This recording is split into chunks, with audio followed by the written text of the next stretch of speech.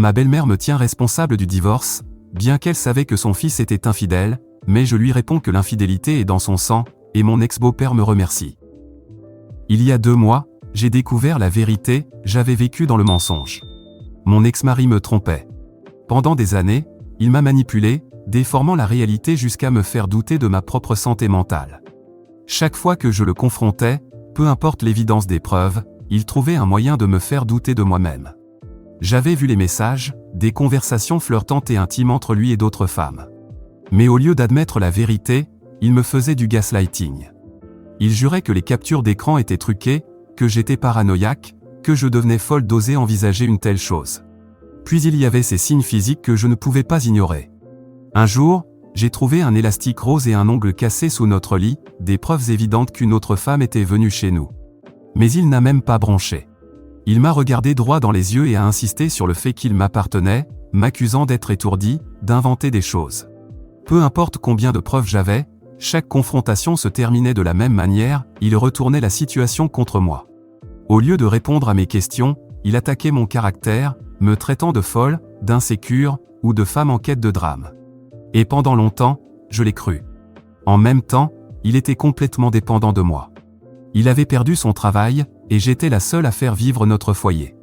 Je travaillais sans relâche pour payer les factures, mettre de la nourriture sur la table et m'occuper de notre enfant, tandis qu'il ne contribuait qu'avec des excuses et des mensonges. Jongler entre un emploi à plein temps, la garde de mon enfant et la gestion du foyer était épuisant, mais je n'avais pas le choix, j'étais la seule adulte responsable de notre maison. Tout mon salaire passait dans la survie de notre famille, ne me laissant rien pour moi. Les rares fois où j'arrivais à économiser un peu d'argent, mon ex trouvait un moyen de me le prendre. Si je lui donnais quelque chose, il le gaspillait en alcool ou sur sa dernière obsession de jeux vidéo. Quand je refusais, sa colère explosait. Sa rage était imprévisible et terrifiante. Il frappait les murs, claquait les portes, jetait des objets, pas directement sur moi, mais assez près pour me faire comprendre ses intentions. Ce n'était jamais vraiment une question d'argent, mais une question de contrôle. Chaque fois que je trouvais le courage de lui dire de partir, de libérer notre fils et moi de sa présence étouffante, il utilisait sa famille contre moi. Sa mère, une femme aussi manipulatrice et cruelle que son fils, n'hésitait jamais à s'immiscer dans nos disputes.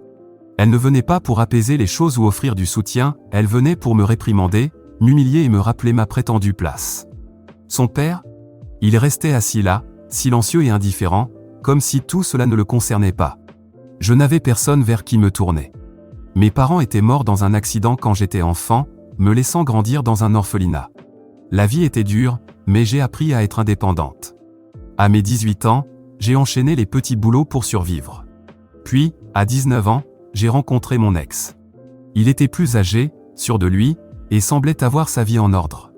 Pour quelqu'un comme moi, jeune, inexpérimenté et naïve, il représentait tout ce qui me manquait, la stabilité, l'amour et la sécurité. Je pensais avoir de la chance. Je croyais avoir trouvé quelqu'un qui m'aimait sincèrement. Mais cette illusion s'est vite effondrée. Très vite, je suis devenue moins une partenaire qu'une servante, sa cuisinière, sa femme de ménage, son assistante personnelle. Je devais tout gérer pendant qu'il ne faisait rien. Même quand je cumulais plusieurs emplois pour subvenir à nos besoins, il exigeait que je rentre à la maison et réponde à tous ses caprices. Les choses ont empiré quand nous avons emménagé ensemble. C'est là qu'il a insisté pour que je lui remette mon salaire. Au début, j'ai refusé. Mais avec le temps, il m'a brisé. J'ai fini par céder, lui donnant 60% de mon salaire chaque mois, ne gardant que le strict minimum pour les dépenses essentielles. Avec du recul, je vois à quel point c'était malsain. Il ne voulait pas une partenaire égale. Il voulait le contrôle. Il utilisait mon passé contre moi, me maintenant dépendante, s'assurant que je n'avais aucune échappatoire. Et si vous vous demandez pourquoi je l'ai épousé, eh bien, ce n'était pas prévu. Je l'ai épousé parce que je suis tombée enceinte. Sa mère nous a forcés à nous marier, affirmant qu'il était inconvenant pour un homme et une femme de vivre ensemble avec un enfant hors mariage. Vu mon âge et ma situation, je n'avais pas l'impression d'avoir le choix. Avec le recul, j'aurais aimé que quelqu'un intervienne, quelqu'un pour me dire la vérité, pour m'aider à voir la situation telle qu'elle était.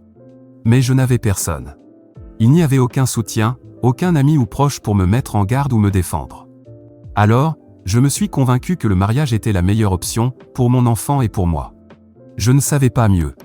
Mais aujourd'hui, si. Au fil des années, mon ex m'a vidé, émotionnellement, financièrement et mentalement. Le pire, ce n'était pas seulement ce qu'il me faisait subir, mais la peur qu'il instaurait en moi et en mon enfant. Je voulais le quitter. J'y pensais constamment.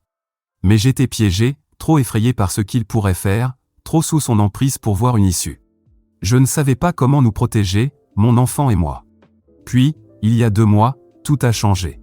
Une femme m'a contacté sur Instagram avec un long message d'excuses. Elle m'a raconté qu'elle avait rencontré mon ex via un jeu en ligne et qu'ils se voyaient depuis plusieurs semaines. Au début, elle ignorait qu'il était marié, encore moins qu'il avait un enfant. Mais après avoir fouillé ses réseaux sociaux, elle a découvert la vérité. Esséurée, elle a décidé que j'avais le droit de savoir. J'ai lu son message, et la douleur ne m'a même pas atteinte. À ce stade, j'étais déjà insensible aux déceptions. Si mon ex était un homme raisonnable, je l'aurais confronté. Mais je savais comment ça se passerait. Même avec des preuves irréfutables, il trouverait un moyen de les détourner. Il me ferait du gaslighting, me ferait douter de moi-même, ou pire, me rendrait responsable. Mais en lisant ce message, j'ai pensé à mon fils. Quel exemple étais-je en train de lui donner en restant ? Quel genre d'homme deviendrait-il, en grandissant dans une maison régie par la peur et le mensonge ? C'est là que j'ai su, je devais briser le cycle.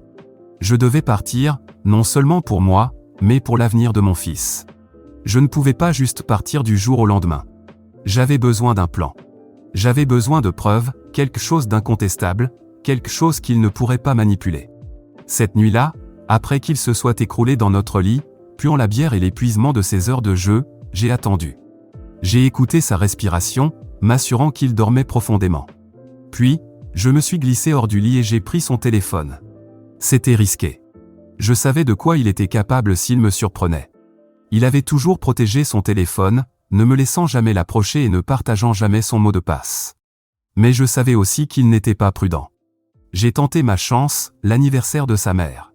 Ça a fonctionné. Ce que j'ai découvert dépassait mes pires craintes. Il y avait des messages avec plusieurs femmes, des photos inappropriées, des comptes secrets qu'il utilisait pour flirter et tromper. L'ampleur des preuves était accablante. Il menait une double vie depuis des années. J'ai pris des captures d'écran de tout, chaque message, chaque photo, chaque faux compte. Je les ai tous transférés sur mon téléphone, en veillant à effacer toute trace de ce que j'avais fait. Mais en continuant à faire défiler les messages, j'ai trouvé quelque chose d'encore plus troublant. Sa mère. Non seulement elle était au courant de ses infidélités, mais elle les avait encouragées. Il y avait des conversations entre eux qui m'ont retourné l'estomac. Elle lui donnait des conseils sur la façon de tromper sans se faire prendre, partageant ses propres expériences comme si l'infidélité était une source de fierté. Un de ses messages disait « Oh, s'il te plaît, c'est ennuyeux de rester avec une seule personne pour toujours. C'est pour ça que, quand je me suis lassé, j'ai trouvé quelqu'un temporairement pour soulager mon stress. » Mon ex avait répondu avec enthousiasme « Bien joué, maman. » C'était malsain. Elle ne se contentait pas d'encourager son comportement, elle le glorifiait. Et soudain, tout faisait sens. Son absence de culpabilité, sa capacité à mentir avec autant de facilité, la façon dont sa mère m'avait toujours traité avec mépris. Ce n'était jamais seulement lui. C'était la façon dont il avait été élevé. J'ai sauvegardé ces messages, les ajoutant à l'accumulation de preuves. À cet instant, le moindre doute que j'avais encore sur le fait de le quitter a disparu. Cet homme, cette famille, je devais fuir. La semaine suivante, j'ai commencé à préparer notre départ. Je savais que je ne pouvais pas simplement faire mes valises et partir comme ça. Il était imprévisible, sujet à des accès de violence, et je ne pouvais pas prendre le risque de le pousser à bout, surtout avec la sécurité de mon enfant en jeu. Alors, j'ai commencé petit. Chaque jour, avant de partir au travail, je prenais discrètement quelques essentiels, des documents importants, des certificats de naissance, des pièces d'identité, tout ce dont nous aurions besoin pour repartir de zéro. Je les laissais avec une collègue de confiance qui avait gentiment proposé de nous héberger temporairement. Petit à petit, j'ai continué à déplacer des affaires. Quelques vêtements, des affaires nécessaires pour mon fils, tout ce qui était assez précieux pour être emporté mais assez discret pour ne pas éveiller de soupçons. J'étais sur les nerfs chaque jour, mais je savais que je devais être prudente. S'il comprenait ce que je faisais, les choses pourraient devenir dangereuses. Après une semaine de planification minutieuse, je savais que c'était le moment. Tout était prêt. Nous avions ce dont nous avions besoin pour partir et repartir à zéro. Le jour de notre départ, je n'ai même pas pris la peine de confronter mon ex. Je savais que ce serait inutile et trop risqué. À la place, j'ai laissé une note. Je lui ai dit que notre mariage était terminé. Que je partais avec notre fils, non seulement parce que je le quittais, mais aussi parce que je savais qu'il était incapable d'être un parent responsable. Je ne lui faisais pas confiance pour nourrir, habiller ou prendre soin de notre enfant. Et au fond de moi, je savais qu'il n'essaierait même pas. Comme je m'y attendais, quand il a découvert notre départ, il est entré dans une rage folle. Les appels téléphoniques sont arrivés en rafale, incessants, les uns après les autres. Puis sont venus les messages vocaux, remplis de colère et de menaces. Il m'a prévenu que je n'avais pas le droit d'emmener notre fils, qu'il nous retrouverait, qu'il nous forcerait à revenir par tous les moyens possibles. J'ai sauvegardé chaque message, sachant qu'il servirait de preuve le moment venu. Puis, ses parents se sont impliqués. Sa mère est même venue à mon lieu de travail, sans prévenir, essayant de m'intimider pour que je change d'avis. Elle a joué toutes les cartes manipulatrices possibles, insistant sur le fait qu'ils étaient la seule famille qu'il me restait, que je devais apprendre à faire des compromis pour le bien de mon fils, même si cela signifiait rester dans une situation qui me détruisait lentement. Mais je n'ai pas cédé. Ce n'est que lorsque j'ai envoyé les papiers du divorce à mon ex que les menaces ont enfin cessé. C'est à ce moment-là que son attitude a complètement changé. La colère avait disparu, remplacée par du désespoir. Soudain, au lieu de me menacer, il me suppliait. Il m'a dit qu'il ne pouvait pas vivre sans moi, que, après tant d'années ensemble, nous devions d'essayer à nouveau. Il m'a même promis d'aller en thérapie de couple si je lui donnais une seconde chance. Mais j'avais déjà entendu tout ça auparavant. Il n'y avait rien qu'il puisse dire qui puisse me faire changer d'avis. Ces mots n'avaient plus aucune valeur pour moi. Cette semaine, nous avons eu une dernière rencontre pour finaliser notre divorce. Le principal sujet de discussion était la garde. À ma grande surprise, mon ex est resté calme tout du long. Il m'a dit que mon départ avait été un électrochoc pour lui. Il a dit qu'il regrettait tout ce qu'il avait fait. Mais encore plus surprenant, il n'a même pas contesté la garde. Quand j'ai dit que je voulais la garde principale de notre fils, il a simplement accepté. Pas d'argument, pas de résistance. Il s'est même excusé, des excuses pour ses actes, son comportement, et les dégâts qu'il avait causés. Il s'est tourné vers notre fils et lui a dit qu'il essaierait d'être un meilleur père. Je ne sais pas ce qui l'a poussé à changer. Peut-être qu'il avait finalement accepté la réalité. Ou peut-être qu'il jouait simplement un nouveau jeu. Quoi qu'il en soit, c'était troublant de le voir si calme après tout ce qu'il m'avait fait subir. La seule véritable tension dans la pièce venait de ma belle-mère. La seule raison pour laquelle elle et mon beau-père étaient là était qu'ils voulaient voir leur petit-fils. Mais dès qu'elle est entrée dans la pièce, il était évident qu'elle n'était pas là pour nous soutenir. Elle a multiplié les remarques acerbes et passives-agressives pendant toute la rencontre, comme si elle cherchait à me provoquer. Mais je n'ai pas réagi. Parce que pour la première fois depuis des années, je n'étais plus sous leur contrôle. À un moment donné, pendant que mon ex et moi discutions de notre fils, sa mère a poussé un long soupir exagéré et a secoué la tête d'un air désapprobateur. Puis, comme si elle attendait le moment parfait, elle s'est tournée vers moi et a dit « Je déteste que mon fils doive même avoir cette conversation. Tu sais, quand il t'a présenté la première fois, je ne t'ai jamais aimé. Je savais que tu serais un problème dès le début. Mais il était amoureux, alors je me suis tue. Maintenant, je peux enfin dire ce que j'ai toujours su, tu es la véritable responsable de l'échec de cette relation. À cause de tes choix égoïstes, mon fils et même mon petit-fils doivent traverser ce désordre. » C'était la goutte de trop. C'était le moment où j'ai décidé qu'elle avait besoin d'une bonne leçon, une fois pour toutes. J'ai croisé son regard et j'ai dit « Bien sûr que vous me blâmez. C'est exactement ce que j'attendais de quelqu'un comme vous. Vous avez soutenu les infidélités de votre fils parce que vous êtes comme lui, une personne infidèle. Ce n'est pas étonnant qu'il n'ait jamais pu arrêter de tromper. C'est dans son sang. Vous saviez parfaitement combien de femmes il avait fréquentées. Vous l'avez encouragé. Vous lui avez même raconté comment vous aviez fait la même chose dans le dos de votre propre mari. Alors non, je ne suis pas surprise que vous me voyiez comme le problème. La différence, c'est que contrairement à votre mari, moi, je refuse de rester avec un infidèle. » La pièce est devenue silencieuse. Le visage de ma belle-mère est devenu livide, et pour la première fois, elle était sans voix. Mon ex est resté assis là, les yeux écarquillés, comme un enfant pris sur le fait. Jusqu'à ce moment-là, il n'avait aucune idée que j'avais découvert ces messages. Puis la panique s'est installée. Ma belle-mère a commencé à nier tout en bloc, suppliant désespérément son mari de ne pas me croire. Mais c'était trop tard. Mon beau-père s'est tourné vers moi, visiblement confus, son visage mêlant choc et suspicion. Il m'a demandé de quoi je parlais. Alors je lui ai tout raconté. Je lui ai tout dévoilé, les messages, la façon dont elle avait encouragé son fils à tromper, les conversations répugnantes entre eux et, bien sûr, ses propres aveux d'infidélité. À chaque mot que je prononçais, le visage de mon beau-père s'assombrissait. Son expression s'est durcie, ses poings se sont serrés et sa respiration est devenue haletante de rage. Il avait l'air sur le point d'exploser. Pendant ce temps, ma belle-mère est restée figée, le visage brûlant d'humiliation. Et mon ex? Il avait toujours l'air de lutter pour comprendre ce qui venait de se passer, comme s'il n'avait jamais envisagé que les petits secrets sales de sa mère seraient exposés en même temps que les siens. J'ai jeté un dernier regard vers eux et j'ai demandé si nous avions terminé la réunion. Quand ils ont hoché la tête, je me suis levé, leur ai adressé un sourire en coin et j'ai dit « Eh bien, j'imagine que vous trois avez beaucoup à discuter maintenant. » Puis je suis sorti, les laissant seuls face au chaos que je venais de déclencher. Alors, Reddit, pensez-vous que c'était suffisant pour compenser tout ce qu'ils m'ont fait subir? Parce que je dois l'admettre, quitter cette pièce m'a fait un bien fou. Mais au fond de moi, je me demande encore s'ils ont assez souffert. Voilà où en est mon histoire de vengeance pour l'instant. Mise à jour 1. Certaines personnes ont dit que ce que j'ai fait n'était pas suffisant, mais toute bonne vengeance doit commencer quelque part. En plus, la vérité que j'ai révélée aura forcément des conséquences pour cette famille tordue. Et comme il se trouve, ces conséquences sont déjà en train de se produire, alors laissez-moi vous raconter. Pour ceux qui se demandent si le comportement soudainement calme de mon ex est une tentative pour me récupérer, ne vous inquiétez pas. Il n'y a aucune chance que cela fonctionne. Peu importe à quel point il essaie de paraître raisonnable, je sais exactement qui il est. J'ai vu son vrai visage, et je refuse de le laisser me manipuler à nouveau. Depuis notre dernière conversation, j'ai reçu 2 appels de mon ex-beau-père.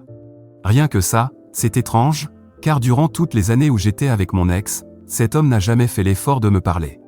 Et là, soudainement, il m'appelle, 2 fois en une semaine, pour poser des questions. De toute évidence, il n'avait aucune idée des infidélités de sa femme, et maintenant il est désespéré d'avoir des réponses. Honnêtement, j'ai de la peine pour lui. Je sais ce que ça fait de croire qu'on est dans une relation stable, pour finalement découvrir qu'on a été trompé et trahi. C'est une chose d'être trompé dans un moment de faiblesse, mais être trompé aussi délibérément, voir son conjoint en rire dans son dos, c'est un niveau de cruauté bien plus grand. Mais en même temps, je ne peux pas trop avoir pitié de lui. Où était-il quand son fils me maltraitait? Quand sa femme me rendait la vie infernale? Il ne m'a pas protégé. Il n'a rien dit. Il les a laissés me démolir sans jamais intervenir. Donc, même si je comprends sa douleur, je ne vais pas la prendre en charge. Je lui ai envoyé les captures d'écran, la preuve de chaque conversation ignoble entre sa femme et son fils. Maintenant, il peut en faire ce qu'il veut. Ce n'est plus mon combat. Ma seule priorité désormais, c'est mon fils et l'avenir que je construis pour nous, loin de tous.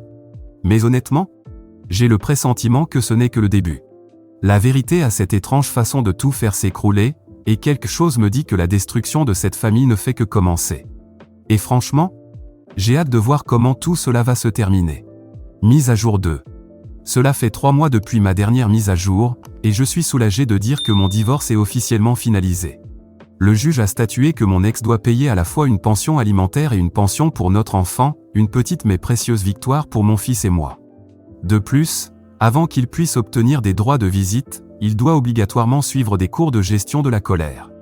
Étonnamment, il n'a pas contesté cette décision. Il a accepté toutes les conditions sans protester. Je m'attendais à plus de résistance de sa part, mais peut-être qu'il comprend enfin que je suis sérieuse, s'il ne prouve pas qu'il peut être un bon père, il ne fera pas partie de la vie de notre fils. Avant de partir, il a fait un dernier commentaire sur sa famille. Il m'a dit qu'il regrettait que j'ai exposé sa mère, affirmant qu'elle traversait maintenant une période difficile dans son mariage et que son couple était en thérapie. Apparemment, leur mariage pourrait ne pas survivre à cette épreuve, et il m'a reproché d'avoir traîné sa mère dans la boue.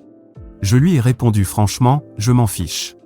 Si elle s'était tenue à l'écart de mes affaires au lieu d'encourager son fils à me tromper, elle ne serait pas dans cette situation. Si elle souffre aujourd'hui, elle mérite chaque conséquence de ses actes. Je n'ai aucune sympathie pour elle, pour lui, ou pour aucun d'eux. La thérapie, la réflexion personnelle et même la lecture de témoignages d'autres personnes ayant fui des relations toxiques m'ont aidé à guérir. En y repensant, je réalise maintenant que ce sont des leçons que j'aurais dû apprendre bien plus tôt. Mais quand on grandit dans un orphelinat, personne ne vous apprend ces choses-là. Au mieux, on apprend à endurer la maltraitance. C'était la réalité de mon enfance. Quant aux droits de visite de mon ex, ils ne lui ont toujours pas été accordés. Il doit d'abord suivre ses cours de gestion de la colère et réussir une évaluation. Mais honnêtement, j'ai le pressentiment qu'il échouera d'une manière ou d'une autre. Mise à jour 3. Cela fait un moment depuis ma dernière mise à jour, mais aujourd'hui, mon ex-beau-père m'a contacté. Il m'a envoyé un long message pour m'informer qu'il avait décidé de se séparer de ma belle-mère. Malgré leur tentative de thérapie de couple, il a finalement compris que mettre fin à ce mariage était la meilleure décision pour lui. Étonnamment, il m'a remercié. Il a dit qu'en révélant la vérité, je l'avais sauvé de plusieurs années perdues avec une femme qui le trompait depuis longtemps. À la fin de son message, il s'est même excusé pour n'avoir jamais pris ma défense lorsque je souffrais aux mains de sa famille. Je ne sais pas trop quoi en penser. Une partie de moi devrait être satisfaite qu'il voie enfin la vérité. Mais honnêtement, je m'en fiche complètement. Je n'ai plus aucun attachement émotionnel à cette situation. Je n'ai pas répondu à son message, et je n'en ai pas l'intention. Depuis mon divorce, j'ai mis toute mon énergie sur moi-même et mon fils. Rien d'autre ne compte. Mais en parlant de mon ex, il a réussi à empirer encore plus sa situation. Si vous vous souvenez, la seule façon pour lui de voir notre fils était de terminer son programme de gestion de la colère. Eh bien, parmi toutes les personnes sur lesquelles il aurait pu passer ses nerfs, il a choisi son propre père. Non pas qu'il devrait attaquer qui que ce soit, mais c'est presque incroyable à quel point il s'est saboté lui-même. Quand son père a finalement décidé de quitter sa mère, mon ex a perdu les pédales. Il prétendait qu'elle souffrait trop et ne comprenait pas pourquoi son père s'en allait. Et quand son père a tenté de quitter la maison pour de bon, mon ex l'a attaqué physiquement. Ce fut la goutte d'eau qui a fait déborder le vase. Dans son message, mon ex-beau-père m'a tout raconté en détail. D'après mon avocat, cet incident scelle définitivement le sort de mon ex, aucun juge ne lui accordera jamais un droit de visite après ça. Même s'il parvient d'une manière ou d'une autre à terminer son programme de gestion de la colère, ses actions ont rendu impossible toute chance de récupérer la garde de notre fils.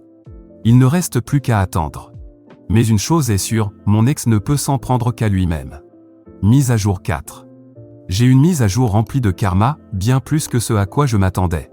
Je vais commencer par les petits détails avant d'en arriver au moment le plus important, histoire que ça ne fasse pas trop d'un coup. Je sais à quel point vous aimez le karma. Tout d'abord, mon ex-beau-père est désormais officiellement divorcé de mon ex-belle-mère. Puisqu'elle n'a pas seulement été infidèle mais a aussi orchestré l'attaque contre lui, le processus a été étonnamment simple pour lui. Nous sommes restés en contact de manière occasionnelle, c'est ainsi que j'ai appris tout ça. Apparemment, elle ne s'est pas contentée d'appeler mon ex pour qu'il vienne, elle lui a carrément ordonné d'attaquer son père pour l'empêcher de partir. Mon ex a même avoué cela lors de leur divorce, pensant que cela le ferait passer pour une victime et lui apporterait de la sympathie auprès du juge dans notre affaire de garde. Il croyait que ça l'aiderait à obtenir un droit de visite avec mon fils. Eh bien, ce ne fut pas le cas. Le juge n'a pas été dupe. Que sa mère lui ait ordonné ou non, il reste une personne violente qui a choisi de passer à l'acte. Lors de l'audience pour la garde, le juge lui a même demandé s'il trouvait normal d'obéir à un ordre pour frapper son propre père. Il n'a eu aucune réponse valable. Quant à mon ex-beau-père, il a gardé la maison et n'a pas eu à payer un centime. En fait, ce sont mon ex et sa mère qui ont dû lui verser de l'argent, ils ont rapidement trouvé un accord après qu'il les a poursuivis en justice. Mon ex voulait éviter d'autres ennuis juridiques, pensant que cela améliorerait ses chances d'obtenir un droit de visite avec notre fils. Mais comme nous le savons tous désormais, rien ne peut arranger cette situation pour lui. Et maintenant, parlons du véritable karma. Après avoir été définitivement privé de ses droits de visite, mon ex a complètement perdu le contrôle, et cette fois, il a tourné sa rage contre sa propre mère. Oui, il l'a frappée. Et oui, il a été arrêté pour ça. D'après ce que j'ai compris, il l'a tenu responsable de tout, de lui avoir fait perdre toute chance de voir notre fils, de l'avoir entraîné dans son désastre, de la manière dont sa vie s'est écroulée. De toute façon, il n'a jamais été un père pour mon fils. D'ailleurs, je ne parle jamais de lui en disant « notre fils », car mon ex n'a jamais rien fait pour mériter le titre de « père ». Et honnêtement, je ne crois même pas qu'il veuille un droit de visite par amour. C'est juste une autre façon d'essayer de rester connecté à moi. Bien que je n'ai pas encore tout révélé, il a eu un droit de visite. Mais pas avec notre fils. Autant dire que son avocat lui a rendu visite en prison. Sa mère n'a pas porté plainte, donc il a déjà été libéré et n'aura pas à faire face à un autre procès. Mais avec un casier judiciaire flambant neuf à son nom, Il faudra un très long moment avant qu'un juge envisage de le laisser approcher mon fils. Peut-être quand il aura 80 ans.